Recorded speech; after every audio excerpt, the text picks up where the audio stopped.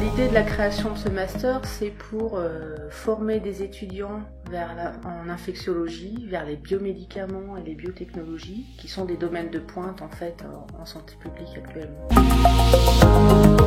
Les points forts de ce master, c'est qu'en fait, vous bénéficiez d'un environnement porteur sur l'université de Tours, avec des labos de recherche, INSERM, CNRS, INRA, tournés vers la virologie, la bactériologie et la parasitologie. Donc il y a vraiment un environnement porteur sur le campus. Et l'idée, c'est vraiment de vous former justement dans ces matières que sont la virologie, la bactério, l'infectiologie en général et aussi l'immunologie. Donc je pense que c'est vraiment l'environnement porteur sur le campus, sur l'université de Tours, qui est importante pour vous.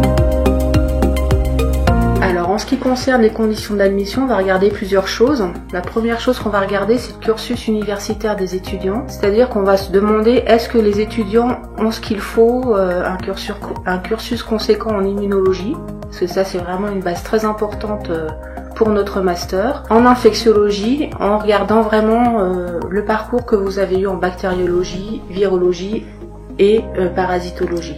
Donc ça c'est vraiment une chose qu'on va regarder. Et ensuite, ça va être vraiment l'étudiant, c'est-à-dire ses notes, les mentions qui ont été obtenues dès la L2, le L3, et surtout également les notes dans les matières disciplinaires, donc que sont l'immunologie, bactériologie, virologie et parasitologie, s'il y en a eu de fait.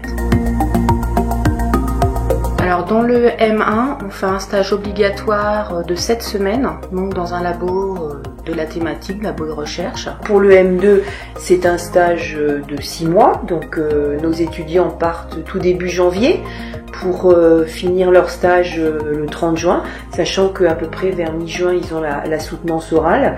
Alors peut-être pour encourager les étudiants, dire que au niveau du M2, l'offre de stage, elle est supérieure à la demande. Pour une quarantaine d'étudiants, on a une 60aine d'offres de stage.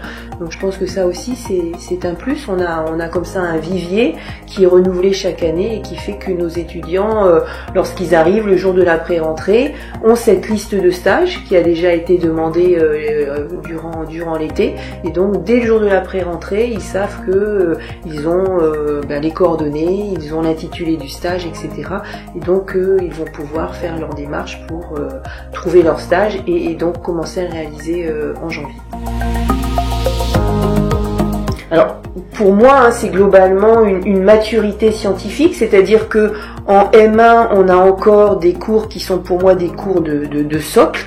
C'est parfaire ses connaissances en infectiologie, en immunologie, en bioinformatique, etc.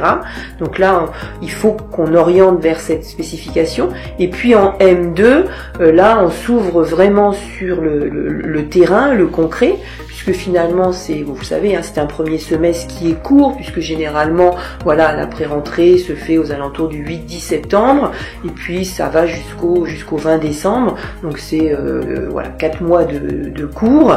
Et puis par contre, après, on a ce stage qui est de 6 mois, donc c'est vraiment l'immersion, et pour nous, c'est important que nos étudiants ont l'acquisition de cette maturité scientifique, ce recul, et puis c'est aussi pour nous l'occasion de pouvoir répondre, je pense, à certaines interrogations de nos étudiants, qui est, est-ce que ce master, parce que vous savez que ce sont des masters qui sont dits indifférenciés, donc ça vous ouvre deux portes, soit la porte, finalement je poursuis par une thèse d'université, ou alors parce que ce sont des masters qui sont aussi professionnalisants, j'arrête et je rentre dans le monde du travail. Donc ces 2 années qui se terminent par un stage, c'est vraiment pour vous une formation qui va vous permettre d'aboutir après à votre vie professionnelle future. Les débouchés de la formation, ils vont bien sûr être extrêmement différents en fonction de l'étudiant et puis en fonction de est-ce qu'il s'est arrêté en master ou est-ce qu'il a poursuivi par une thèse d'université. Donc pour les étudiants qui souhaitent s'arrêter après l'obtention du master, ils ont donc le niveau ingénieur d'études. Voilà. Donc ce sont des étudiants qui vont pouvoir postuler en tant qu'ingénieur d'études, donc soit dans le cadre d'instituts scientifiques publics, donc l'INSERM, l'INRA, le CNRS, etc. Et puis ensuite, eh bien, s'il y a une poursuite dans le cadre de la thèse d'université, donc là, on a des étudiants qui vont sortir avec un niveau qui est considéré comme ingénieur de recherche. Donc ça, à nouveau, on va pouvoir postuler en tant qu'ingénieur de recherche dans des instituts publics, voire, et j'ai oublié tout à l'heure, mais c'est la même chose pour des instituts privés, bien évidemment.